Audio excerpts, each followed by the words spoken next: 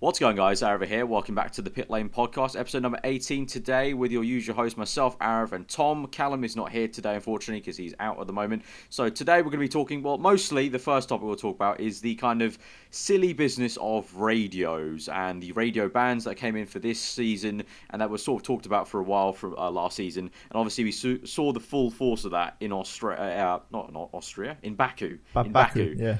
Austria's the next race. We might see it there as well, who knows. But in Baku, obviously, we all know that Hamilton had those huge issues with D-rating, and he kept on asking the team, which button is it, which switch do I pull, and the team weren't allowed to actually tell him. They were just, we also saw Kimi Räikkönen had the same issue. Yeah, I was going to say, Kimi, I think he was also asking, he was like, oh, surely you could say yes or no, surely. And we were like, no, we can't. Yeah. So, we saw that quite a lot. I think there was some other instances as well. I think Alonso as well, when he had the problems towards the end of the race, he couldn't actually be told how to mend the gearbox as well. I think at first everybody thought this would be a good idea. I was for it, like Team Radio clamped down, that works for me. Keeps it interesting, keeps the drivers challenged. But it already happened, I think, a couple of times towards the start of the season where you sort of thought practice sessions, qualifying sessions, were a little bit because you don't get those messages that really, add to it. Like, the only thing we've had this season is Vettel rage on the radio a couple of times, really. That's all we've had. Well, but in terms of just talk, we haven't really had that much talk, though. It's like, you will never get a, Flipper baby, I bring you the white visor. We'll never get one of those again. So, yeah, I was going to say, so far we've only really had the major. When I think about team radio this year, it's basically just been either Vettel or pretty much most drivers just swearing. That's pretty much just been the radio because that's all they can broadcast because that's all that's been said. That's been allowed really. So yeah, it's a bit annoying. And for Raikkonen, I love Raikkonen's engineer because unlike Hamilton's engineer, I felt like Raikkonen's engineer was a little bit less caring and was just like, no, Kimi, I can't tell you. Just shut up now. I thought he sounded a bit scared. Because Kimi was really angry. He was talking very loud. It's like, surely you can tell me yes or no. And he was like, no, Kimi, we can't. Sorry. Yeah, and then it was just legendary. And then for all that excitement on the radio side for him, then when he got back in the interviews, he was just like, I don't know. It's bad, but I don't know. He does his typical. I don't know if you've seen it, but he always does a pah, pah, right at the start of the sentence. He goes pah. But I don't think it was that bad, to be honest. And it's just the same thing. Yeah. In terms of Hamilton, have you actually seen the onboards? Because I looked after the race. You can see literally his wheel was all red. It had all different things. It was all flashing and everything. It was all quite scary. So I think on Lewis's case it's more tricky because I think we can say 100% confirmed. Rosberg apparently had the same problem, but he knew how to solve it, and then Lewis didn't. Apparently it was I think afterwards they confirmed it was basically Rosberg's was a little bit different where it was it was a setting at the start of the race that switched to a different thing, and so immediately Rosberg knew which setting it was on previously. Whereas Hamilton, they didn't know that it changed settings from the start of the race apparently, and so that was a little bit tricky for him. But yeah, the dash flashing was just weird. It was like as if you're going down the motorway and everything just starts flashing on your dash behind the car, engine lights and everything. Yeah, it just at that time I tweeted a lot about it, and a lot of people were getting engaged with what I was saying on Twitter at the time. It just felt like it was the equivalent. I said this on Twitter. It was the equivalent of your car starts to break down on the motorway, and you call I don't know AA, and they say, no mate, just fix it yourself. While you can continue driving, just fix it. Just lean over and press some dials or tinker with stuff. There's one small difference though. A normal road car isn't a spaceship like an F1 car, as Alonso put it after the race. So, I guess that is a very good analogy, because it really does put it quite into perspective how difficult it is. I do agree. I think the restrictions overall need to be lifted. I mean, I still like the idea of not having the help. I just feel like there should be a permutation where if someone's having problems with the car and they don't know how to fix it, like in Hamilton's case, that should be allowed because it's only good for us, I think, watching the sport in terms of seeing cars overtake each other. Yeah, so, I feel like the restrictions, I like the fact that maybe, they're not able to be okay, so through this corner you're losing time here, so do this, or oh, your tyres are going off temperature, heat them up or something. But like, yeah, when it's to do with the car, I feel like it should be a case of like, the point of the radio ban was to make the drivers feel like heroes a bit more, like, you know, they're doing it all themselves and pushing hard, and you know.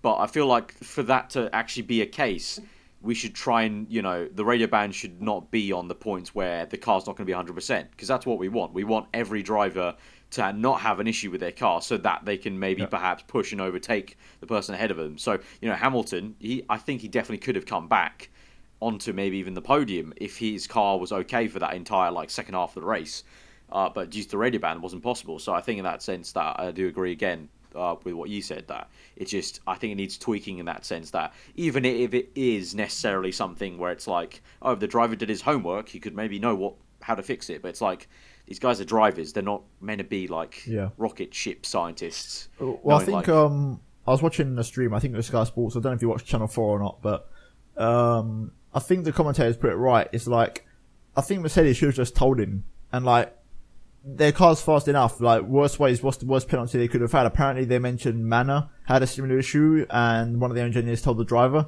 and they only got a reprimand for it.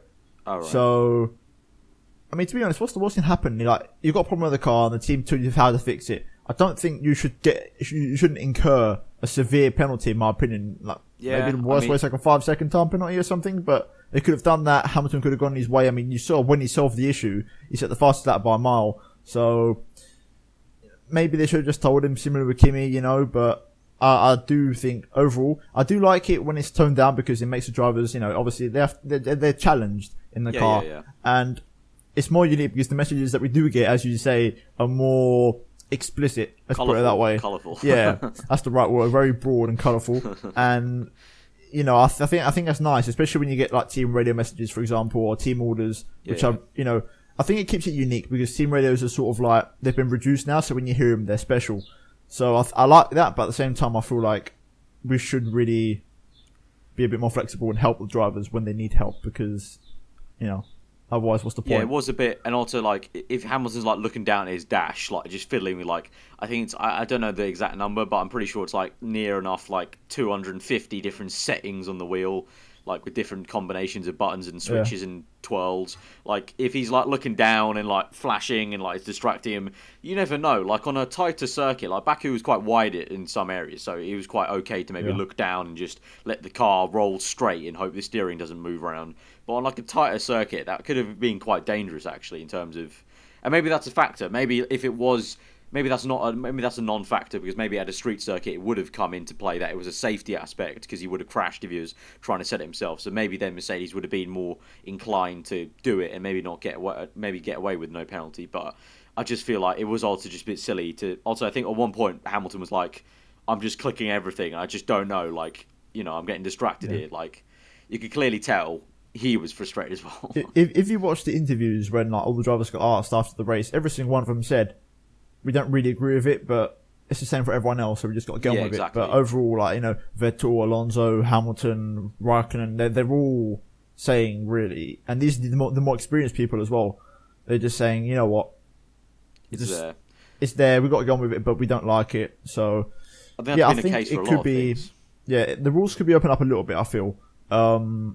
But yeah, I don't know if there's much more to talk about really in regards to this subject. It's a touchy subject, but there's not really much to it, if you know what I mean. There's not much to it, but it's just quite a passionate one. Like, I was tweeting like 5 times during the race, and a lot of people were like really getting engaged with the tweets, because it was just such a stupid thing at the time. Like, I feel like now obviously everything's diffused a little bit, but I feel like if we were talking about it at the time of the race, I think we'd probably be even more pissed off, because it was a really huge thing back in the race. Like, it was like, what is going on? The FIA are so thick to have just this radio ban. Do something. Yeah, because it was just stupid. Like, oh, how do I reset the car? It's like, sorry, can't tell you. No, I can't. No, it's like, what is going on, honestly? So let us know what you guys think in the comments below about the whole radio ban. Do you think it should be lifted for this sort of thing, but nothing for else? Because I think that's what me and Tom are saying, that for this instant where it's like, oh, something's wrong with the car in terms of the electrical stuff or the engine, they should be allowed to at least let you know how to turn it back on, but you have to turn it on yourself. Obviously, they can't do remote stuff, but anything else, anything else, I think it's still all good. Like, to not help them through the corners and like tire temp stuff. I think that's all still good to clamp down on. So let us know what you think. I do think it's like, I just remembered another example. Now, whether this was intertwined with the whole team radio debate thing, you know when Hulkenberg had the mishap in qualifying where they misunderstood each other and he was feel for one more lap or not, or tyres or whatever. Whether that was related to team radio, where they couldn't talk to say, have I got one more lap left? Have I not got one more lap left? Things like that. I think if it is related, maybe in that case, maybe it could be opened up as well, because I think when Hulkenberg came in, I think if I remember correctly, I think it might have been just as he was coming in on the radio, he was like, "Why didn't you tell me?" And his engineer said, "I did." So I don't know. Yeah. Maybe I think that was just more pure miscommunication on their part in terms of Hulkenberg didn't know how to continue. But if that is a case as well, I feel like if it's something that's going to affect drivers in quali as well, if they don't know if they have one more lap or not, but I'm pretty sure they are allowed to tell you. Yep. At least in the garage. In the garage, anything goes. Like once they're sitting in it. So before they go out on a quali lap, I feel like they could tell them anyway. So I think it was maybe just Nico forgetting. But yeah, I think that's pretty much all to talk about on the radio stuff. But let us know what you think about all that stuff, because it was quite a touchy subject, as Tom said right at the start. Like just because it was such a big deal at the time. Like it was just so annoying to actually watch. Even though you guys know from Twitter and stuff like that, I'm not the hugest Hamilton supporter, but I like watching him if he's going fast.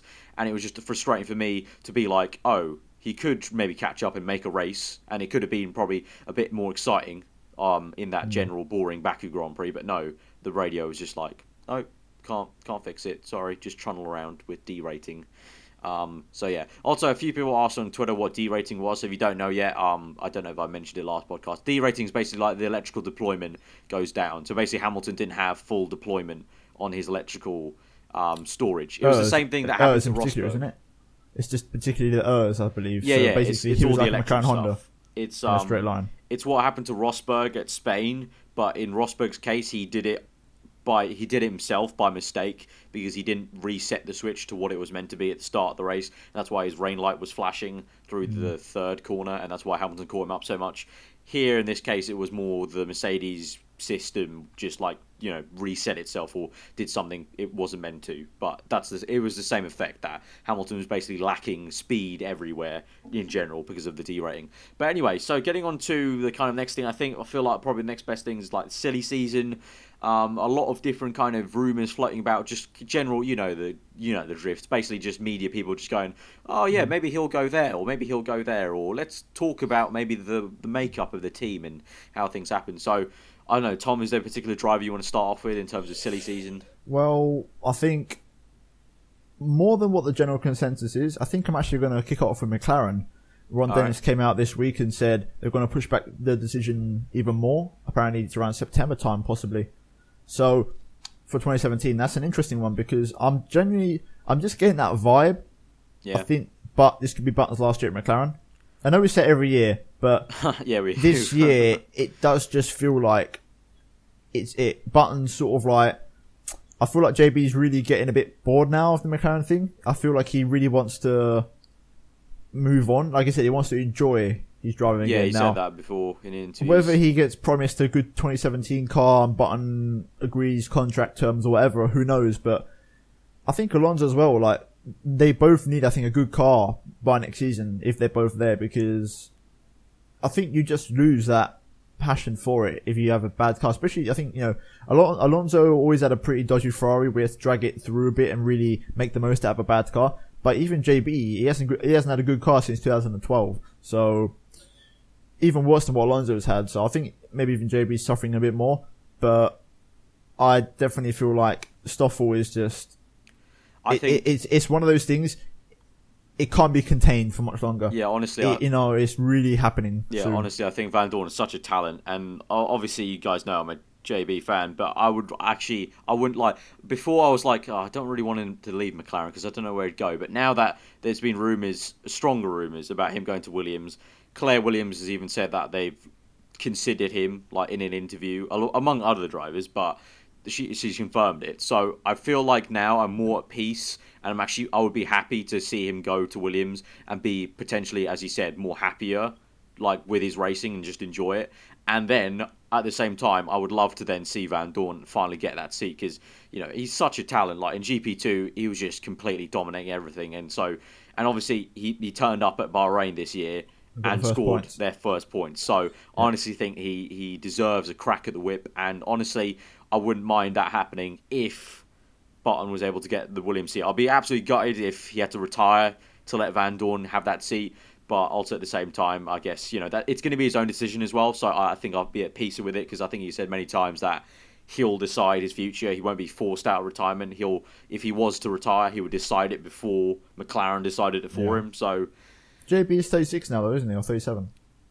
Yeah, somewhere around that. I don't quite know, to be honest. I know Schumacher came back and he was 43 or 44 when he retired eventually, but you don't often see drivers really like that anymore. The last one I can remember was Barrichello when he was like 38. In 2011 when he left. That's pretty much like the kind of correct age, I guess, to sort of like think about retiring. So if you went to Williams, I'm guessing Massa would go.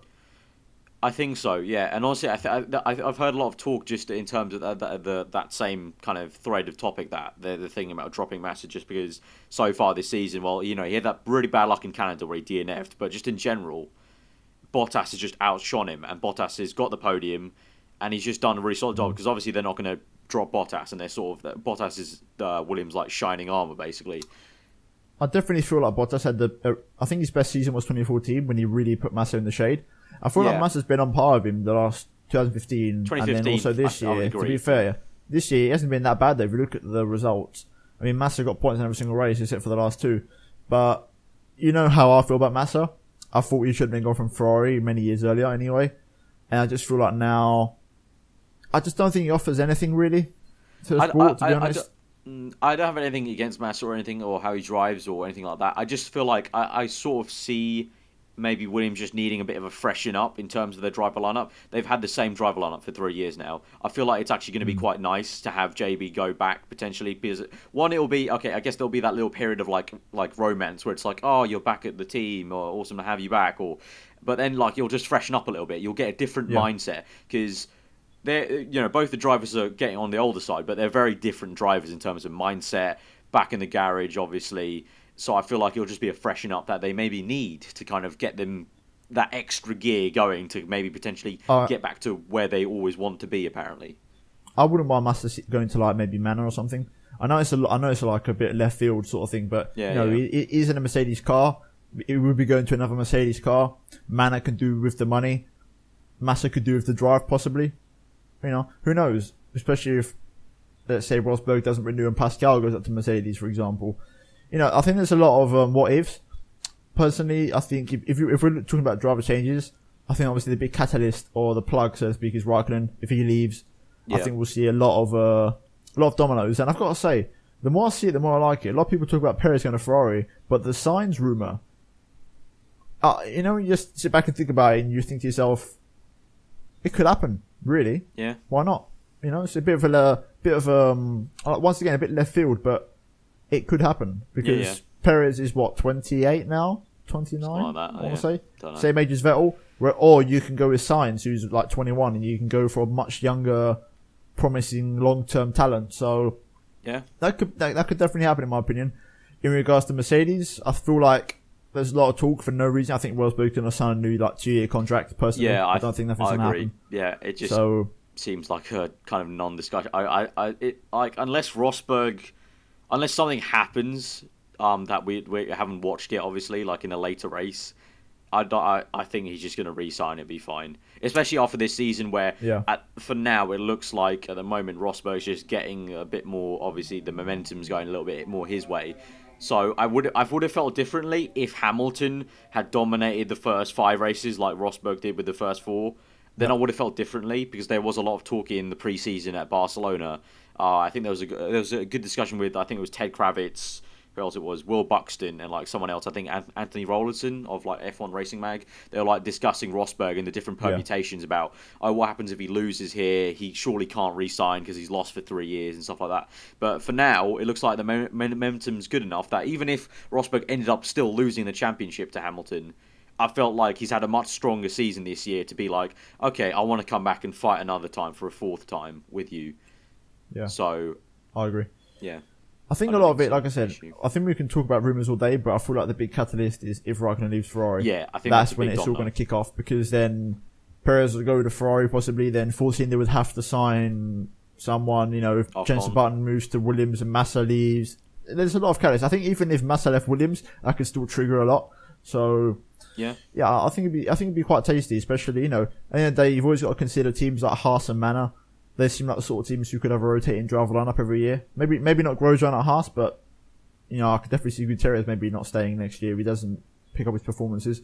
Obviously Haryanto as well.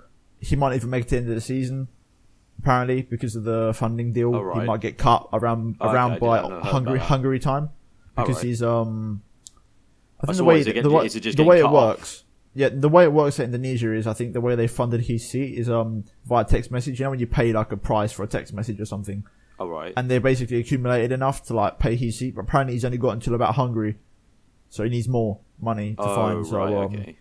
Obviously Pascal will stay there because he's a Mercedes young driver, and it's basically a set in stone deal, so he won't be moving unless Mercedes get rid of Rosberg. And that's really it. I think maybe Renault. I think I could see Palmer going, personally. I know he's been unlucky, but he hasn't really impressed either. Sirotkin apparently waiting in the wings. They signed him up, didn't they? But or Ocon as well. But yeah, it's all really subject to change. I think it's a lot of floaty stuff. I think once a certain decision is final and taken, especially like the Raikkonen one, then we'll start to really speculate as to what will happen. Yeah, sort of like last year. I think when was it? I can't remember exactly what time it was last year, but there was just a decision that someone was like, "I'm going to stay here," and it sort of just set everything in a boring stone for last season's driver market changes. I think. So another shout I've got. This isn't the rumours. This is one I'm not picking up on the spot, but what's saying about Haas? I think Gutierrez could go because I think Ferrari recently negotiated a deal with Charles Leclerc to drive for them for practice sessions, I think, this season. Five of the remaining practice sessions this season. Yeah. And he's a Ferrari young driver, so he could possibly go to Haas next to Grosjean next year, possibly. So that could be like another rumour. Yeah, especially because Haas is basically like a B team now for them in a way. Or they could be grooming him similar to what they wanted to do with Bianchi, to like put him in Ferrari eventually. So Yeah. So a lot of different things, but yeah, just general silly season as per usual. So we'll start to see everything filter out, hopefully. But yeah, like you said, with the whole JB thing towards September, I think that's also probably a good area to maybe start looking at. Probably actual announcements maybe being made around September. In terms of Raikkonen, that domino effect, don't actually know when that would come in. I feel like that would be quite a late decision for them, just to be like. No, Ferrari, I'd expect them to make it not too late. Because they're generally a team that likes to do stuff quickly, But I would, if they were like Raikkonen's going to stay, I feel like it could be end of August, like beginning of September. Yeah. With Raikkonen, I can see both sides of the coin. I can see he's a good team player. He's a good number 2 driver. He's solid. And he works well at with the same Vettel. time. Yeah, exactly. But at the same time, if I really want to go for a title and be ambitious, I feel like they really need to get someone to like raise Vettel's game, similar to what Verstappen has done to Ricciardo. So, yeah, and what Ricciardo did to Vettel in a way, in terms of like if Ricciardo was to go back there, it would be to go not back there, but go there like in a shock thing, like it would be like a kick up the arse. But it's like what I said in the the Canadian preview or maybe the Canada review. It was just like Raikkonen. I don't have anything against him. I really like the guy, his personality. When he drives well, I like watching him. But it's just like it's a sense of it just feels like to me he's happy to be there. But he just never seems like, I know it's him, I know that's his personality, but he just never seems very bothered in interviews about, your team's not doing very well this weekend, or the car wasn't amazing for you this weekend. And he's just like, we'll improve, but I know that's him, but you would think at some point he would be like, we want to go for the title. This is annoying. After 3 years, say something. Yeah. So for PR, he's nothing. So it's just a bit of a strange one, but yeah. So, I guess that's all we can really say about silly season. So, I guess the last point of this podcast will really just be Austria preview, looking at Austria. Obviously, we've known from previous, only previous 2 races, because obviously it only came back in 14. But from those 2 races, obviously a power track. Williams went well there in 24, really went well there in 14. They got a pole. Yeah, so who knows? But obviously it will be quite a good circuit for Mercedes cars, and I think McLaren will struggle quite a bit once more in Austria. In terms of going towards the top end, in terms of who we think might be fast, any sort of outliers you think might be personally myself, I want to see more from Ferrari this weekend. Yeah, obviously. Next weekend, sorry. Baku was a power track, sort of. I expected more from Ferrari, to be honest, especially because they're not known for their downfall. So you saw everyone ran lower aero, so you thought that would maybe suit Ferrari more on paper, but they weren't really anywhere. Force India, I'm expecting them to be strong. Hopefully Hulkenberg can get a stroke of luck, finally. He's been very unlucky this season. Perez, it's another track where they could get another podium, Force India, they're going for fourth place apparently in the constructors. They want to try and take Williams. So, bit of an interesting one, because I read literally days before, they said they pretty much almost shifted all of their focus to next year's car, but yet 2 or 3 days later they said they want to try and go for fourth in the constructors. So, I don't know, a bit of wish-washy statements there, but Force India, I can definitely see them doing well again. I think obviously Mercedes, you've got to expect them to do well. I'm not so confident about Williams. We all thought Williams would do well at Baku, but they didn't really. Yeah, just a Williams race of 2016, really. A very long straights, low drag setup for Williams, and it didn't just come for them. So yeah, I sort of agree with that. Yeah, it's like it's odd, like, because obviously we said just now Austria, they got pole in 2014, and they still have the same sort of mantra for their car. Like when you look at their car, it's still very obvious that's their mantra. Like very slippery car, good in straight line, okay downforce. But this season it just hasn't actually helped them out. It's not really done as much as it did in previous seasons. I think maybe partly that's due to all the other teams gaining so much more downforce that it doesn't actually matter if they're slippery, because the other teams are gaining so much more in the other sectors. I just don't know. I'm expecting more from Red Bull this weekend, or next weekend, sorry. I keep saying it wrong.